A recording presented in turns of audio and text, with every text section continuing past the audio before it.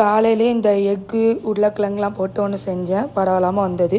அதுக்கப்புறம் காலேஜ் போக வேண்டிய வேலையாக இருந்தது. ஸோ அங்கெல்லாம் போயிட்டு வந்து இன்றைக்கி ஒரு பியூபர்ட்டி ஃபங்க்ஷன் வீட்டில் இருந்து, ஸோ அதை அட்டன் பண்ணுறதுக்காக போயிட்டோம். நான், அம்மா, அப்பா 3 பேருமே கிளம்பிட்டோம்.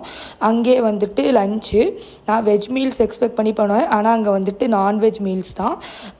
கருப்பட்டி அல்வா, அதுக்கப்புறம் சிக்கன் 65, எக் பணியாரம், மட்டன் பிரியாணி, சிக்கன் கிரேவி, இப்படி நிறையா இருந்தது.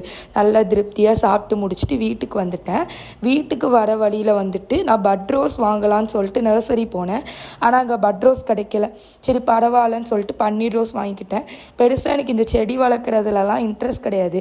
ஆனால் எங்கள் மாமாவுக்கு வந்துட்டு இந்த ரோஸு அதெல்லாம் ரொம்ப பிடிக்கும். ஆனால் அவங்க இப்போ இல்லை.